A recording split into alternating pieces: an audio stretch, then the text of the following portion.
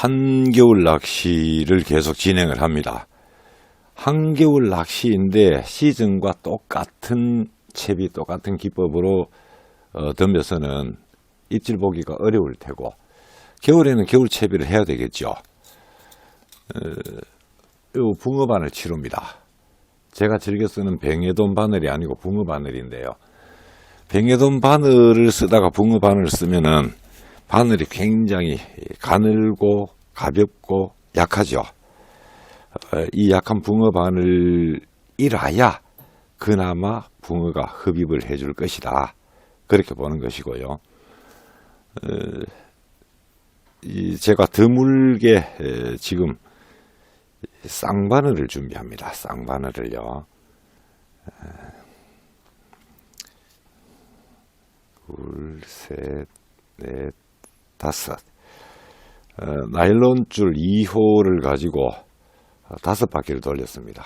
이거 뭐 많이 돌리면은 굉장히 이제 좀 야무질 것 같고, 그래서 이거를 굉장히 많이 돌리는 분들 보는데 많이 돌려서 큰 득은 없습니다. 매듭마다 조임해서 열을 받기 때문에 많이 돌릴 이유가 없죠.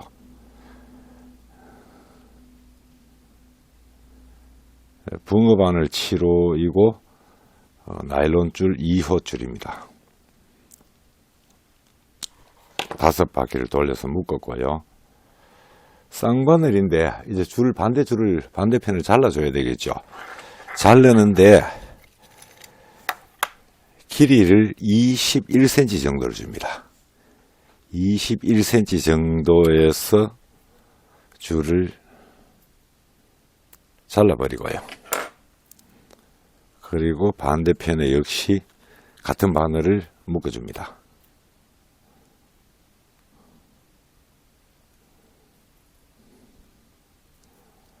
바늘 묶을 때 허실이 많은 식의 묶음을 하는 분이면은 21cm보다 조금 더 길게 하는 게 좋겠죠.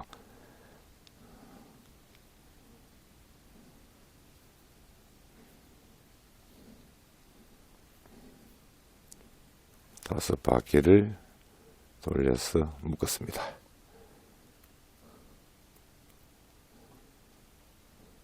바늘 귀가 바늘의 안쪽으로 오도록, 뒤로 가지 않도록.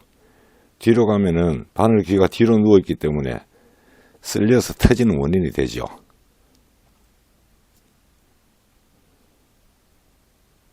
줄이 바늘의 안쪽으로 오도록 해서 조여줬습니다. 동동아, 이놈 고양이 이거. 그리고 이 바늘의 단차를 5cm 정도를 줍니다. 정확히 자지를 해가지고 하는 게 좋죠. 어림짐작으로 하기보다 자지를 해가지고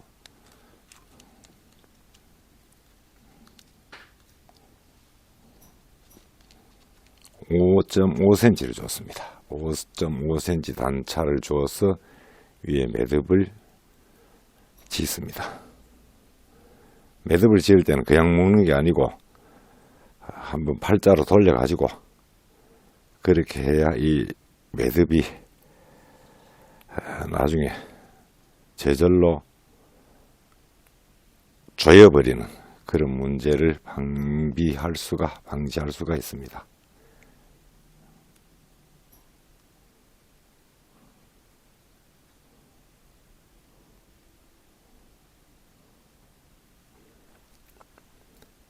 항상 매듭은 침을 발라서 조여주는 게 좋죠. 그리고 짜투리 줄을 잘라줍니다. 바짝 잘라도 상관이 없죠. 티끌처럼 남아있으면은 붕어가 흡입 시에 이물감을 느낄 수 있으니까 바짝 잘라주는 게 좋습니다. 자, 쌍바늘이 완성이 됐는데요. 이렇게 어떻게 해야 잘 보이지? 나일론줄 2호를 가지고 붕어바늘 7호 쌍바늘을 묶었습니다. 긴 바늘이 10cm, 짧은 바늘이 5cm 매듭까지 쳐서 그렇게 아주 짧은 쌍바늘을 묶었고요. 이 바늘을 겨울 동안에 사용을 할 겁니다.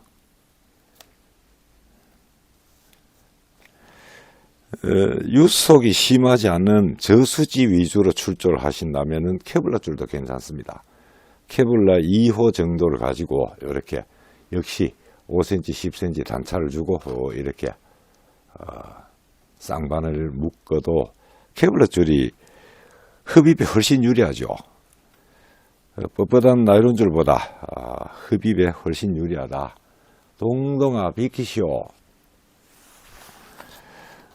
이렇게 일단 쌍바늘을 준비를 합니다. 쌍바늘을 쓰는 이유는 제가 이 낚시에서 쌍바늘을 거의 쓰지 않는데, 쌍바늘을 쓰는 이유는 바늘 2개를 가지고 미끼를 2가지를 쓴다든가 뭐 이렇게 어떤 그 바늘 2개가 붕어의 이 입질 흡입 확률을 높이는 그런 용도로 바늘 2개를 쓰는 것이 아니고 찌맞춤 때문에 쌍바늘을 사용한다. 이 채비를 적용해 놓은 낚싯대인데 제가 쓰는 낙동강 50대입니다. 낙동강 50대에다가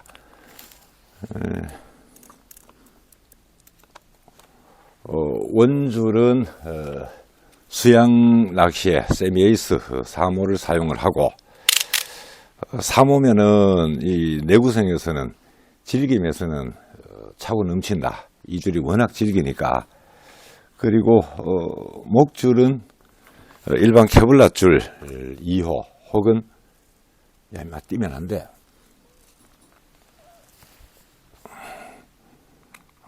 나이론 줄은 F3 2호를 사용을 했고요. 이걸로 찌맞춤을 마이너스 1목 찌맞춤을 합니다.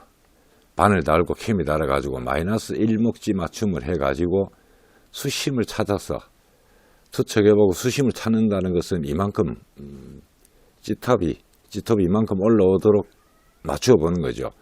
이만큼 올라오면 바닥을 찍었다. 거기에서 찌맞춤 했던 마이너스 1목으로 맞춥니다. 바닥을 이렇게 수심을 이렇게 맞추어 가지고 이제 미끼를 달고 낚시를 하는데, 그랬을 시에 바닥 상황 자체가 제가 원하는 것은 슬로프를 지우기 위함인데요. 쌍바늘을 쓰는 이유 자체가 슬로프를 얻기 위해서입니다. 요게 이 현장에서 봉돌은 뜨고 한 바늘이 바닥에 닿고 짧은 바늘이 떡밥을 달면은 옥수수 가지고는 안 되겠죠. 필히 글루텐을 사용을 해줘야 되고, 쌍바늘에 글루텐을 달아서 투척했을 시에 한목을 내놓으면요, 짧은 바늘은 이렇게 바닥을 짚고 앙카 역할이죠. 바닥을 짚는 역할. 그리고 긴 바늘은 쳐져 있습니다. 바닥에 쳐져서 슬로프라고 하죠. 슬로프 상태가 되어 있다. 슬로프가 져 있다. 그러면은 이 긴 바늘에다가 입질을 한다는 거죠. 긴 바늘 자체가 전체가 이 고리 매듭까지 해서 10cm니까 굉장히 짧죠. 요 상태입니다. 요 상태. 짧은 바늘은 바닥을 찍고 앙카 역할을 하고 봉돌은 뜯고, 긴 바늘이 늘어져서 입질을 유도한다. 슬로프 상태. 우리가 한동안 굉장히 긴 이 시간 동안 이 낚시꾼들이 연구를 했던 것은 정태가 있다거나 외래종 있는 이 저수지 중에 굉장히 입질이 미약하거나 입질 받기가 어려운 곳, 그런 곳에서 어떻게든지 바늘이 서서히 내려가 가지고 이 퇴적물 위에 살짝만 걸치고 있는 이 상태를 얻기 위해서 우리 많은 노력을 했습니다. 그렇게 이제 최소한의 무게로 천천히 내려가서 바닥에 겨우 닿는다. 이래야만 입질을 본다. 이렇게 생각을 했는데, 어느 순간 우리가 그 연구를 하는 과정에서 깨달은 것이 바닥을 겨우 짚고 있는 바늘보다 이렇게 슬로프가 져 있는가, 바닥에 이렇게 누워있는 바늘의 입질이 빠르더라, 이 사실을 깨달아 버렸죠.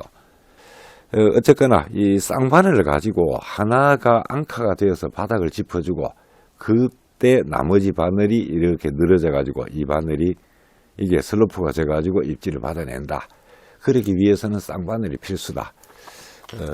그래서 지금 제가 이 채비를 하는 겁니다. 현장에서 이것을 현장 찌맞춤을 당연히 해야 되겠고, 현장에서 찌맞춤을 하고 바닥을 찾고 하는 이 과정을 영상으로, 제가 영상 기술이 낮아서 영상으로 이것을 구현하기가 참 어렵습니다. 그래서 실내에서 이렇게 말로서 안내를 드리는데 아마 전달은 됐을 것으로 보는데요.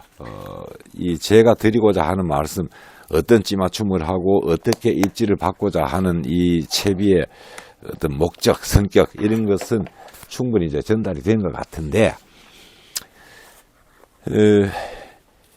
목줄을 짧게 쓰는 이유는 당연히 사각 때문이죠.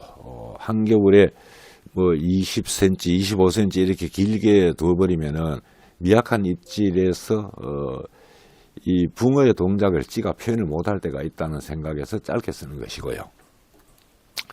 이 채비를 가지고 영하 8도에서 마리수 월척을 낚아내던 재작년인가 영상을 올려놓은 게 있는데, 그때부터 겨울에 이 채비를 가끔씩 사용을 했었죠.